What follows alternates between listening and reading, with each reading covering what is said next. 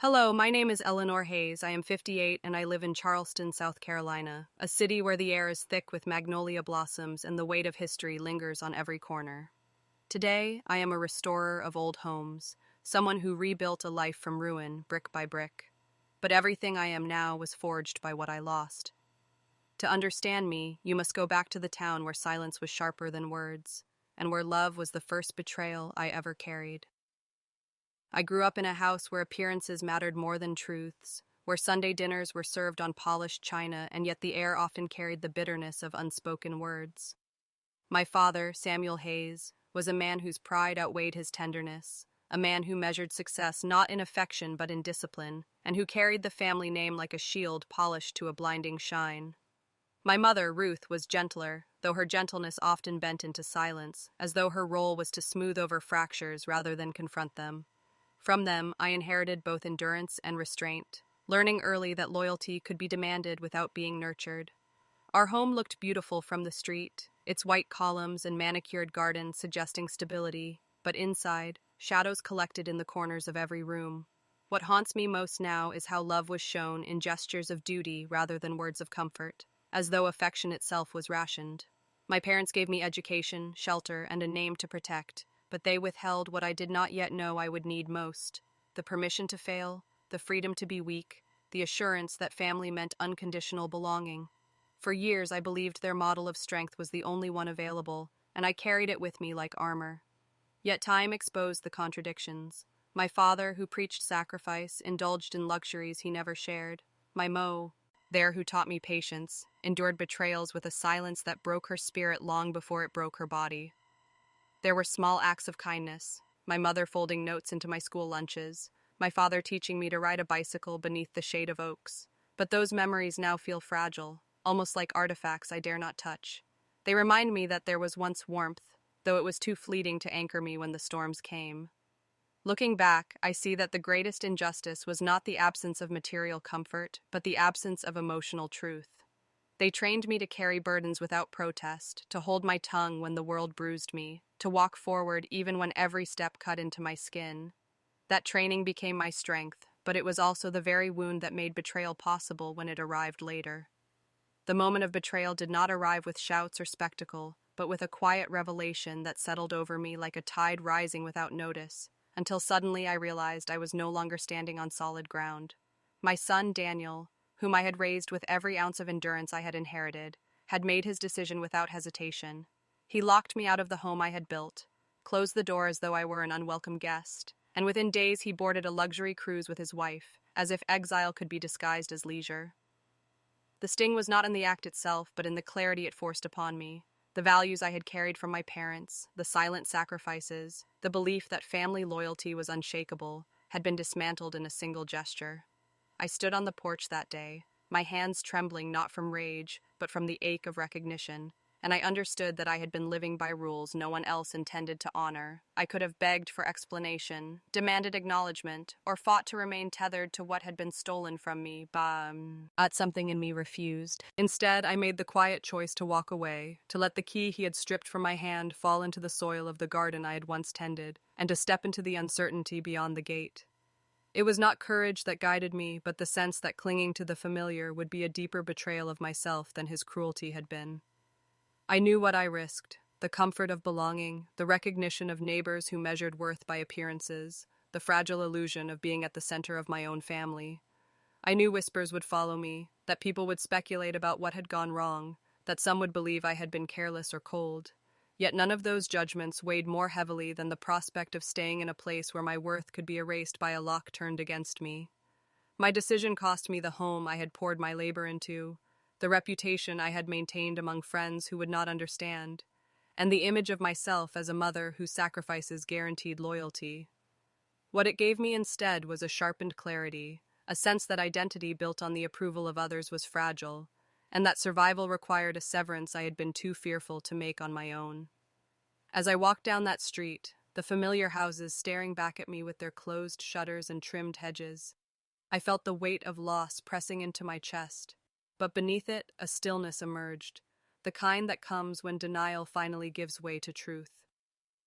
I left the city without ceremony, carrying only a suitcase and the quiet resolve that there was nothing behind me worth clinging to, and I found myself drawn to a small rural town 2 hours inland, a place that seemed to exist outside of time, where rusted mailboxes leaned against weathered fences and the air smelled faintly of pine and earth after every rain.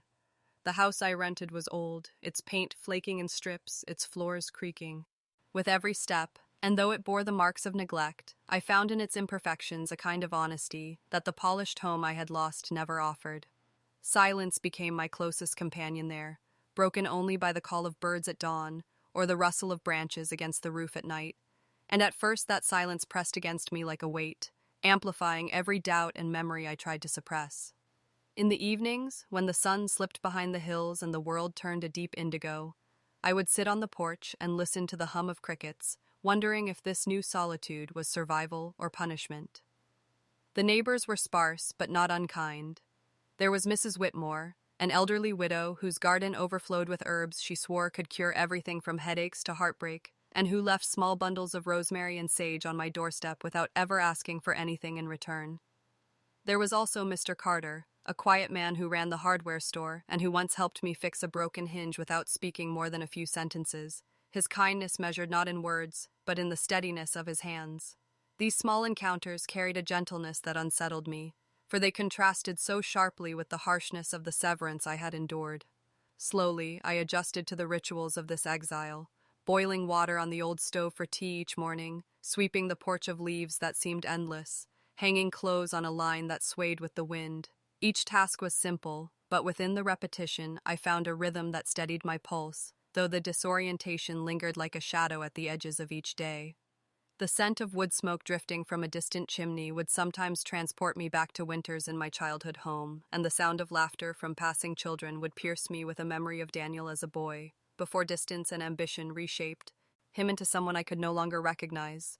I did not speak of these thoughts aloud, but I carried them like stones in my pocket, their weight reminding me that exile was not merely a change of place, but a confrontation with the self-stripped bare. Yet in that confrontation there was the faint beginning of something unfamiliar. Not triumph, not peace, but the smallest seed of a different kind of belonging, one not granted by others, but chosen by myself. In that town, where my days passed in a rhythm of silence and small tasks, the moments that began to stitch themselves into meaning did not come from dramatic revelations, but from the quiet presence of those who extended kindness without asking questions, and it was Mrs. Whitmore who became the anchor of those days, inviting me into her kitchen one evening when she saw me sitting on my porch, staring at the horizon as though waiting for something that would not arrive. Her kitchen smelled of thyme and lavender, jars of herbs lined the shelves like old companions, and she set a bowl of soup in front of me without ceremony, its warmth seeping into me in a way that reminded me of the comfort I had missed without realizing how much it mattered. We began to share small rituals. I would bring bread from the town bakery, and she would place honey on the table, insisting it tasted better when taken with company. Sometimes she would hum old hymns under her breath, her voice unsteady but tender, and I would sit beside her peeling apples as she spoke of her late husband in fragments that revealed as much in what was left unsaid as in what she shared. One afternoon, when the air was heavy with summer heat, she confused me for her daughter, calling me by another name as she reached for my hand, and though I gently corrected her, I noticed how her grip tightened as if she feared being left alone in that moment of disorientation. I stayed with her until her eyes cleared, and she laughed softly at herself, embarrassed by the lapse, but I carried that moment with me long after, recognizing it as a mirror of my own disorientation, the way both memory and belonging could slip like water through unguarded fingers. She taught me recipes without measurements, insisting that the hand knew more than the scale, and I found myself writing them down carefully, aware that these instructions were not just for food, but for life, for carrying forward fragments of love that outlast the bodies that created them. Once, she pulled from a drawer a faded photograph of herself as a young woman standing beside her husband in front of a house not unlike mine, the edges of the picture worn soft with years of being touched, and she pressed it into my palm as if passing on something sacred. "Keep it," she said, her eyes clouded yet firm, "so you remember that houses hold more than walls." That photograph became more than an image. It became a symbol of what had been lost and what could still be built, a reminder that even in exile, moments of tenderness could grow roots. I left her home that evening with the picture held carefully in my hands, the ink faint but the meaning indelible, and I realized that love, when stripped of obligation and performance, existed most clearly in these small, unremarkable gestures that lingered long after the moment had passed. The turning point did not arrive with the weight of thunder, but with the soft crackle of paper found in an envelope yellowed with age, tucked inside the pages of a cookbook that Mrs. Whitmore had pressed into my hands after one of our quiet dinners together. I had taken the book home, its spine frayed, its margins filled with her looping handwriting, and one evening, while the rain pressed against the windows and the lamps cast their muted glow across the room, the envelope slipped from between the pages and fell to the floor. Inside was a letter written in my mother's hand, though I had no memory of her ever giving it to me, and the words carried the restrained tenderness she had never managed to speak aloud in life. She wrote of the burdens she had endured, the silences she had kept, and the regrets she could not bring herself to voice when she was alive. But woven into those admissions was something more, a recipe she had guarded from her own mother, one that she believed carried not only the taste of home, but the thread of identity itself. She urged me to keep it alive, not for her sake, but for those who came after, as a reminder that love is not in the rituals of appearances, but in the nourishment of what we create and share. Reading it, I felt an ache, unlike anger or sorrow, but closer to awe, as though she had left behind a fragment of truth I was never meant to find until I was ready to bear it. It was not simply a recipe, it was a legacy wrapped in flour, sugar, and memory, a task that was now mine to carry forward. In that moment, my exile shifted, for I understood that my life was no longer about reclaiming what had been taken, but about ensuring that what was fragile did not disappear with me. The mission became larger than the wound of betrayal. It became about preserving something that could bind together what had been fractured, not in my family alone, but in the quiet circles of others who, like me, had lived with silences that smothered truth. I began to cook the recipe in my small kitchen, the scent of cinnamon and butter filling the air, and with each attempt I felt as though I was speaking to my mother across time, answering her in the only language she had been able to leave me. I knew then that I would not stay hidden forever, that the moment would come when I would have to return, not to plead for belonging, but to offer something greater, a way of showing that even in betrayal there could be reclamation, not through anger or confrontation, but through the quiet act of carrying forward what others thought could be erased. The letter, the recipe, the burden, it all pointed to the same truth. That legacy is not inherited through possessions or titles, but through the courage to preserve what love once whispered, even when silence tried to bury it. When I returned to the city, it was not with fury or the expectation of reconciliation, but with the quiet certainty that my presence alone would illuminate what had been hidden. I walked through streets that remembered my footsteps, past the buildings that had seemed familiar, yet now felt diminished in comparison to the life I had cultivated in exile, and finally approached the door that my son had once closed in my face. Daniel answered before I could knock, his eyes widening not in anger but in the recognition of authority he could no longer command over me, and in that moment I realized how thoroughly the tables had turned, for I no longer sought his approval nor the validation of a home that had been denied to me. "Mother," he said, his voice measured, as though attempting to restore civility, yet the pause that followed revealed the discomfort of someone confronted with the consequences of disregard.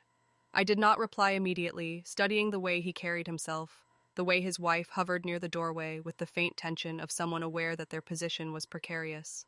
I spoke calmly, almost evenly, recounting the facts of what had occurred, detailing the absence of respect, the choices made without consideration, the breach of trust, and each word landed with precision, exposing the quiet shame they had cultivated in their own silence. There were no accusations, no dramatics, only the articulation of truth as I had come to understand it in exile, the steady articulation of value, as that could not be bought or ignored. I observed their reactions, noting the way his shoulders slumped, the way her hands twisted a napkin in nervous repetition, and I understood that awareness alone was more consequential than any retribution I could offer. I did not demand apology or offer forgiveness, because both would have diluted the clarity I had earned in the months of solitude and discovery. Instead, I laid out what would follow naturally, the boundaries I had established, and the inheritance of dignity that I would carry forward without them. I left the house not with triumph, but with the quiet weight of moral certainty, closing the door behind me as deliberately as he had done once, feeling in that action the full measure of agency I had reclaimed. The streets felt different beneath my feet, not oppressive, but expansive, filled with the subtle affirmation that leaving on my own terms was an assertion of integrity rather than vengeance. And in that departure, there was a stillness that resonated more profoundly than any confrontation could have delivered, for I had re-entered the world of betrayal, met it with restraint and clarity, and emerged unshaken, the power no longer in the hands of those who had wronged me, but in the calm deliberation of my own choices. In the months that followed, I transformed a small, neglected storefront on the edge of town into a cafe I named Memory Lane, a space that carried the scent of cinnamon and butter from Mrs. Whitmore's recipes, the warmth of her hands folded into every loaf of bread, and the quiet dignity of a life reclaimed from silence and betrayal. The photograph she had pressed into my hands found a place on a shelf beside a stack of cookbooks, its edges worn, its image soft, reminding anyone who paused that stories could endure beyond the frailty of memory. Each morning I opened the cafe doors to the gentle rhythm of ritual, the first whiff of coffee, to the sifting of flour onto wooden counters, the careful arrangement of chairs so that every visitor could find a quiet corner without intrusion. I served the townspeople with measured attention, not for recognition, but to honor the small gestures of care that had carried me through exile, the soup offered without expectation, the handwritten notes folded into margins, the act of creating sustenance that nourished more than hunger. Children learned to press dough beneath my guidance, their laughter echoing faintly against walls that had once held only solitude, and in teaching them, I found a mirror of what had been given to me, fragile and unassuming but vital. The letters, the recipes, the photograph, the lessons whispered through time, they became the architecture of this space. More than brick and mortar, more than counters and shelves, they were the embodiment of endurance and quiet fidelity. Occasionally I would pause at the counter, watching a sunbeam cross the worn floorboards, feeling the ache of loss that still lingered beneath my ribs, a gentle reminder that reclamation did not erase absence, only reframed it with purpose. Patrons came and went without applause, yet the cafe thrummed with the invisible presence of love preserved, a testament to the subtle power of continuity over spectacle. I found solace in the simple actions, stirring sugar into tea, adjusting a photograph that leaned too far, folding napkins with precision, and in each repetition, I honored the lineage of care that had survived my father's pride, my son's indifference, and my own years of exile. By evening, when the light softened across the wooden counters and the aroma of baked goods lingered like a gentle memory, I would sit in the corner with Mrs. Whitmore's book open in my lap, tracing the recipes with fingers that knew the lessons of patience and tenderness. And I understood fully that this was the structure I was meant to build, not for applause, not for recognition, but for the quiet continuation of love, ritual, and moral fidelity that endured far beyond the walls of any home. Years passed quietly at Memory Lane, each day unfolding with the soft hum of ovens, the scent of cinnamon and vanilla mingling with the warmth of sunlight through tall windows, and I found in the routine a steadiness that once had eluded me. Children came and pressed dough beneath my hands, learning the rhythm of care and patience, while neighbors lingered over tea, speaking little yet feeling the weight of attention that had been missing in so many corners of their own lives. And in those moments, I recognized the depth of change that exile had wrought within me. I traced recipes with fingers that remembered Mrs. Whitmore's guidance, pressed the photograph of her young self against my chest from time to time, and felt the echo of her voice in the quiet affirmation of shared work, the acknowledgement that care does not demand recognition, but thrives in the act itself. On evenings when the wind carried the scent of pine from the hills, I would sip tea from a chipped mug, the same one I had held on my first night of solitude, and the taste brought back the early years in Charleston, the air heavy with magnolia blossoms, the lessons of restraint and observation my parents had instilled, and the ache of betrayal that had once hollowed my chest. Now that same ache had softened into understanding, a stillness that honored absence while nurturing continuity. I spoke to those I mentor, of patience, of quiet vigilance, of moral fidelity, teaching not with admonitions but by example, showing that resilience is built in small, deliberate acts rather than grand gestures. And when I closed the cafe for the evening, watching the last golden light fall across the counters, I often touched the photograph lightly, feeling the pulse of memory and love, and I understood that the life I now held was forged not from the approval of others, but from the care I had chosen to preserve. In that moment, as I inhaled the mingling scents of baked bread and fading daylight, I remembered the words I had spoken in the first days of exile, the recognition of shadows and betrayal, and I realized fully that everything I am now was shaped by the shadows I once lived in, and that was enough.